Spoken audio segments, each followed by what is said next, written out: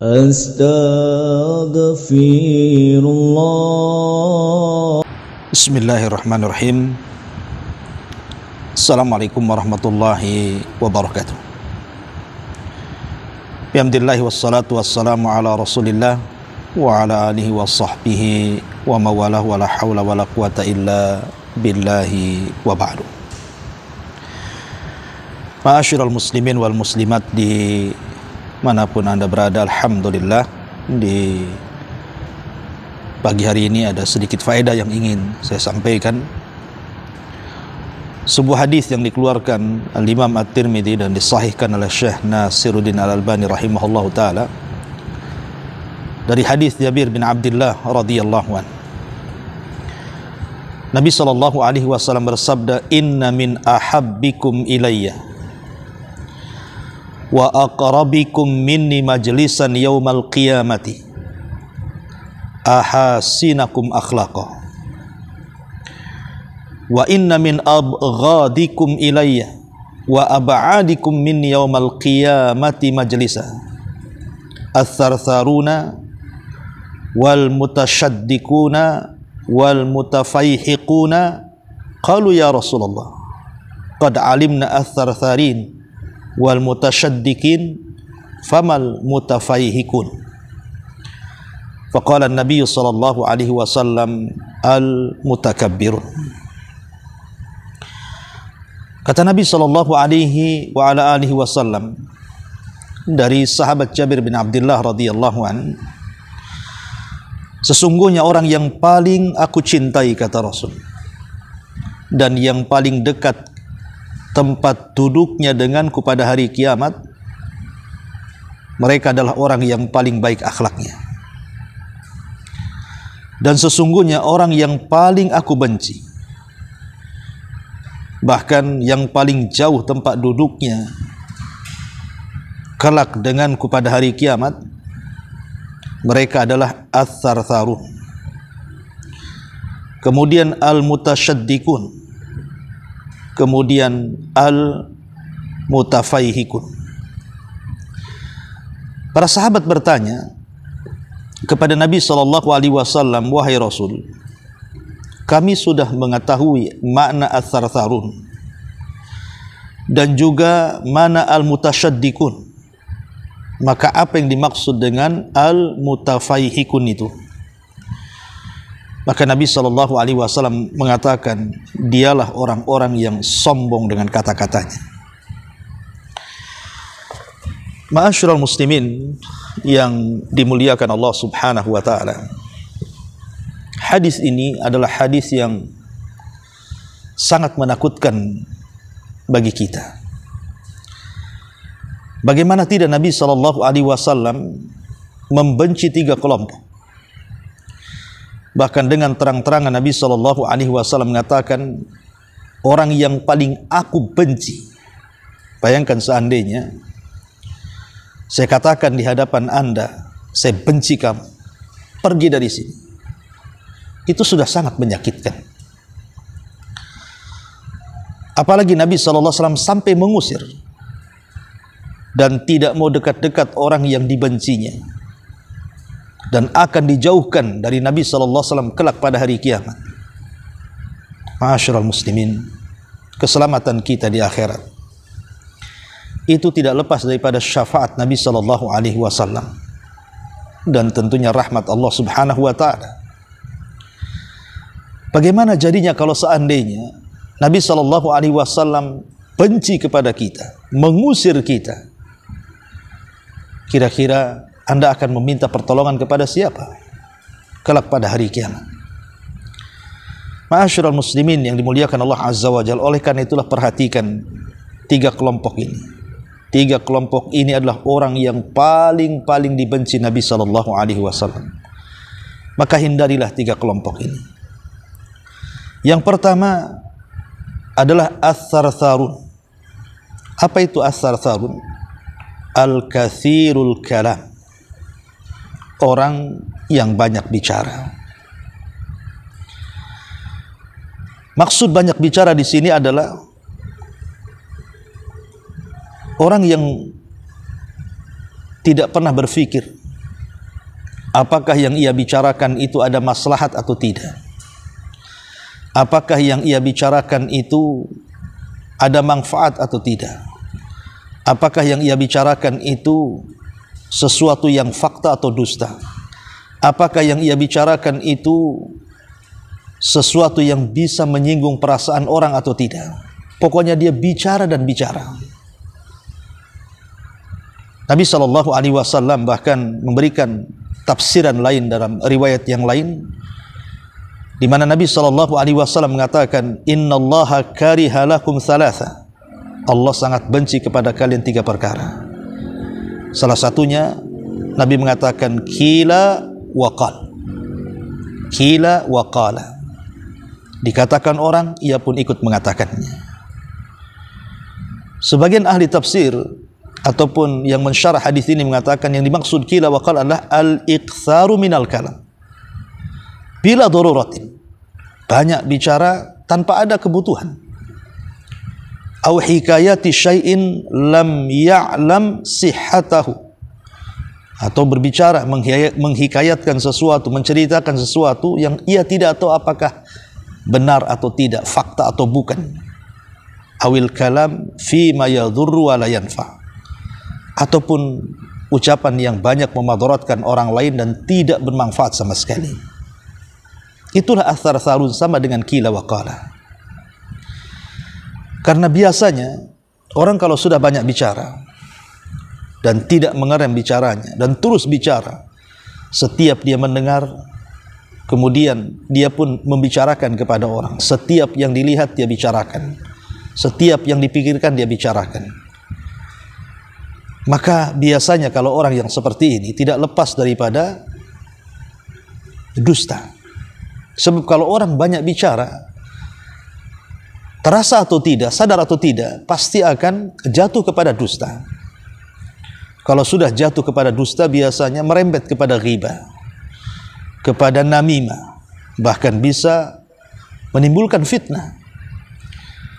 Makanya sekali lagi, janganlah seseorang itu banyak bicara, apalagi di dalamnya tidak ada zikir kepada Allah Subhanahu wa taala.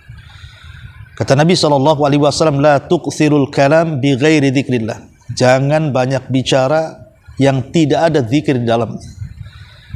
Fa inna kathratal kalam bi ghairi dzikrillahi qaswatun lil qalbi, kata Rasul. Karena orang banyak bicara, enggak ada zikirnya, maka itu mengeraskan hati. Dan Rasul mengatakan wa inna ab'adan nasi minallahi al-qalbul qasi. Dan orang yang paling jauh dengan Allah adalah orang yang keras hatinya. Lihat endingnya bagaimana Allah jauh dari kita, karena kerasnya hati. Dan kerasnya hati ditimbulkan karena banyak bicara yang tidak ada zikir kepada Allah Subhanahu wa taala. Makanya Nabi SAW selalu mengatakan kepada para sahabat, amsik alika lisanak, tahan lisan, jangan asal bicara. Berfikir dulu kalau bicara itu, apakah yang saya ucapkan itu benar atau salah? Apakah yang saya ucapkan itu berfaedah atau tidak? Apakah yang saya ucapkan fakta atau dusta? Apakah yang saya ucapkan ini membawa manfaat ataukah madarat? Berfikirlah sebelum nanti. Nabi SAW mengatakan, wa innal abda la yatakallamu bil kalimati la yulki laha balan yahwi sahibuha fi nari jahannam. Terkadang ada seorang hamba mengucapkan satu kalimat tanpa sadar, karena banyak ngomong, terjerumus kepada hal-hal yang tidak disukai Allah atau dimurkai Allah, maka dengan satu kalimat itu Anda akan dimasukkan ke dalam jahannam, na'udzubillah. Ini yang disebut dengan athar tharu.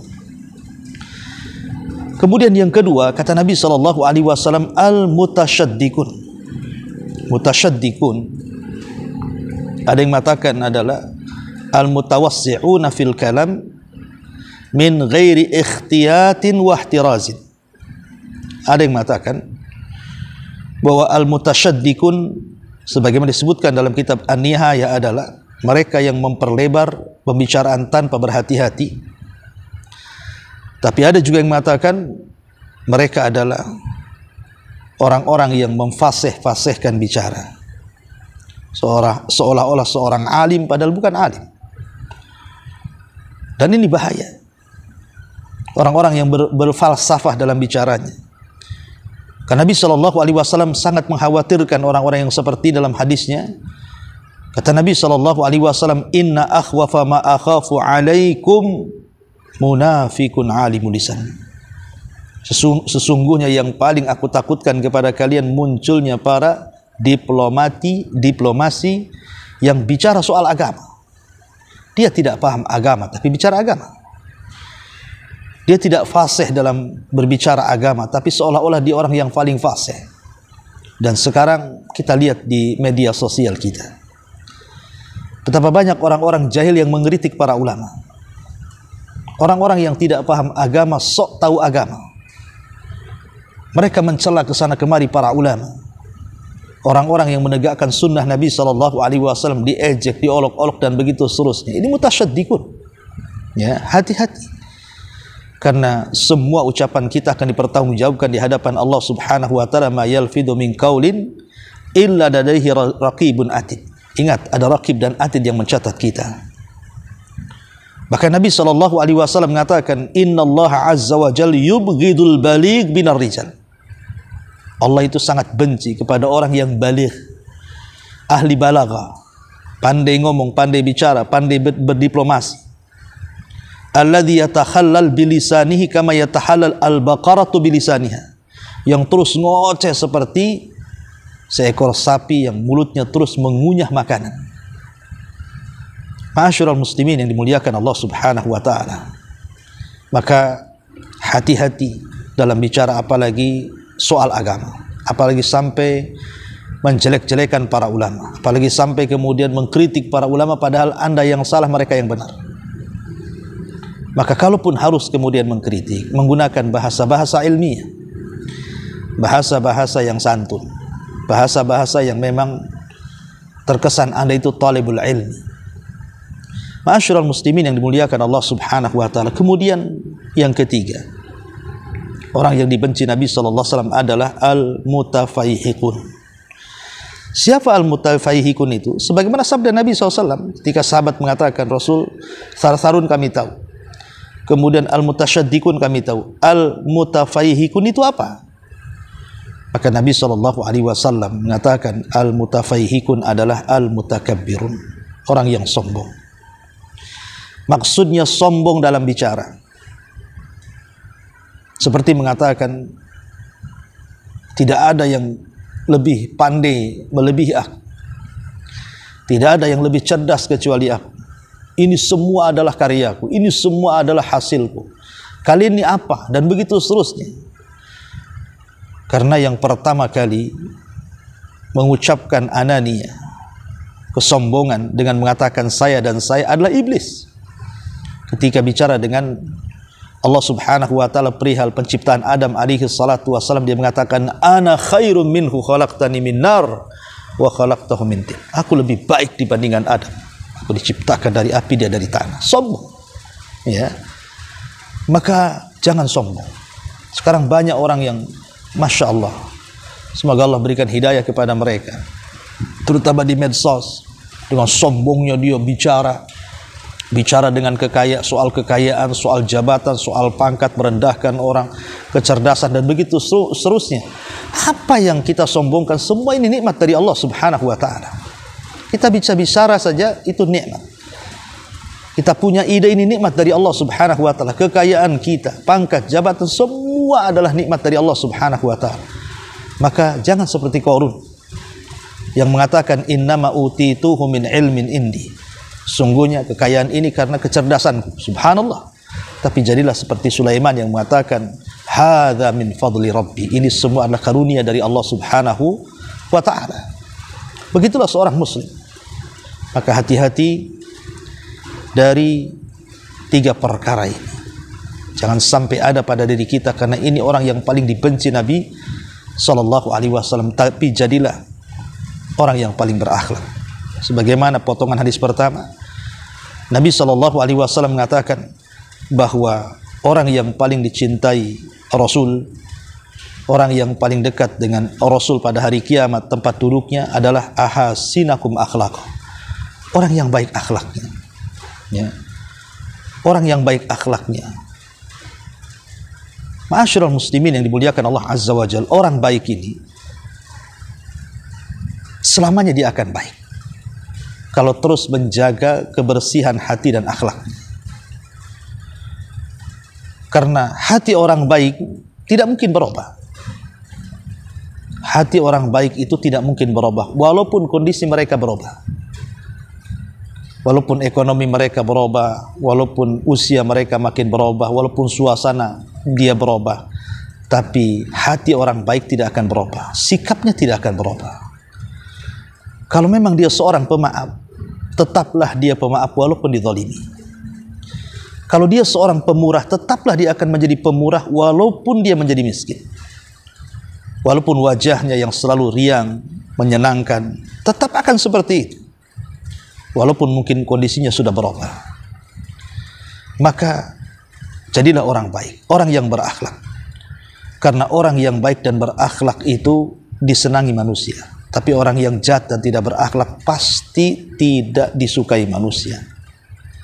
Anda bisa bayangkan, kalau seandainya kita memiliki kebersihan jiwa, baiknya akhlak, wajah yang selalu tersenyum dan tertawa, lisan yang selalu tertata santun dan bijaksana, suara yang lembut, lirih tanpa melengking, tenang dalam bersikap, hati-hati dalam mengambil keputusan, menghargai dan menghormati orang, kemudian juga menjaga perasaan orang. Ini orang lain pun senang dengan kita. Bukan hanya kita, orang lain pun senang. Tapi sebaliknya, kalau seandainya kemudian hati kita sudah kotor, akhlak pula jelek, ditambah muka selalu merah padam, lisan tidak pernah santun, kata-kata tidak pernah tertata asal bicara, tidak peduli dengan hati orang dan perasaan orang, sikapnya angkuh dan sombong, siapa yang mau dengan dia? Oleh karena itulah ma'asyiral muslimin yang dimuliakan Allah Azza wa Jalla, maka Nabi SAW diutus itu untuk menyempurnakan akhlak. Makanya Rasul suka dengan orang-orang yang berakhlak. Semoga kita senantiasa berdoa kepada Allah Subhanahu wa taala sebagaimana doa Abi Darda radhiyallahu an, ya Allah, sebagaimana Engkau sudah memperbaiki bentuk tubuhku, maka perbaikilah akhlakku juga. Wallahu a'lam bishawab. Mudah-mudahan ada manfaatnya. Subhanakallahumma bihamdika asyhadu an la ilaha illa anta astaghfiruka wa atubu ilaik. Allahu taala alam. Assalamualaikum warahmatullahi wabarakatuh.